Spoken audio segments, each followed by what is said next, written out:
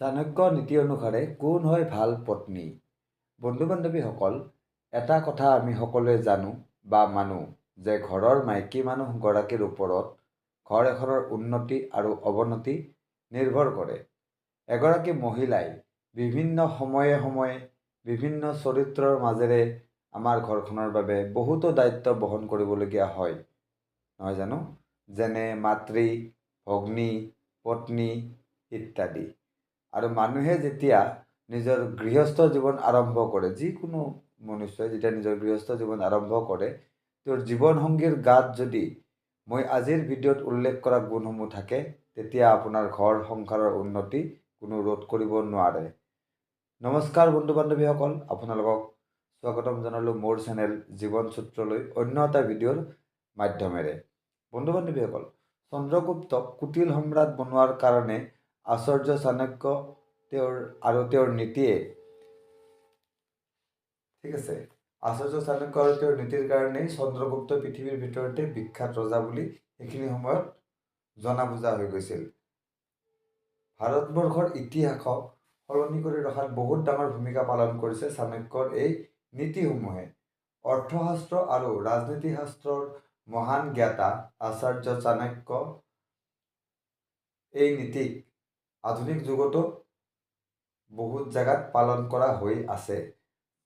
ঠিক তেনেদৰে চাণক্য নীতিৰ পৰাই চাণক্য স্ত্ৰীসকলৰ বিষয়ে কিছুমান কথা কৈছে, আৰু সেই কথাবিলাক মই আজি আপোনালোকৰ আগত ভিডিঅ' আকাৰে লৈ আহিছোঁ। প্ৰথমতে চাণক্যই কৈছে কোন হয় ভাল পত্নী। বন্ধু বান্ধৱীসকল, চাণক্যৰ মতে ভাল পত্নী সেয়ে হয় যি মনৰ পৰা পবিত্ৰ হয় আৰু কেৱল নিজৰ স্বামীৰ লগতে প্ৰেম কৰে, লগতে পতিব্ৰতা হোৱা ধৰ্ম, যি পতিব্ৰতা ব্ৰত, তাকো ভালকৈ পালন কৰে। চাণক্যৰ মতে যি পত্নীয়ে স্বামীৰ লগত প্ৰেম কৰে, স্বামীক সত্য কথা কয়, সেই স্ত্ৰীৰ লগত থাকি যিকোনো পুৰুষৰ জীৱন সফল হয়। দ্বিতীয়তে বন্ধু বান্ধৱীসকল, চাণক্যই কৈছে যে কেতিয়া হয় পত্নীৰ পৰীক্ষা।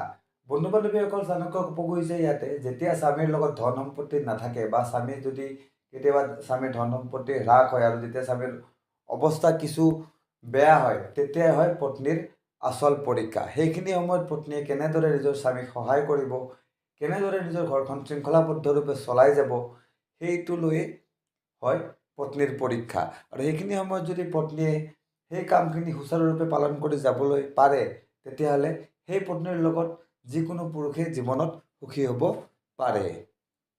তৃতীয় পইণ্টটোত চাণক্যই কৈছে যে এনেকুৱা পত্নীৰ লগত কেতিয়াও থাকিব নালাগে যি পত্নী দুষ্ট হয়। বন্ধু বান্ধৱীসকল, চাণক্যই কয় দুষ্ট পত্নীৰ লগত কেতিয়াও সংসাৰ কৰিব নালাগে। এনেকুৱা পত্নী এদিন নহয় এদিন আপোনাক প্ৰবঞ্চনা কৰিবই, আৰু সেইটো এটা ধ্ৰুৱ সত্য ঘটনা বুলি আপুনি জানি ল'ব। চতুৰ্থতে চাণক্যই কৈছে যে এনেকুৱা পত্নী যিয়ে ঘৰখনক সুখত নাৰাখে।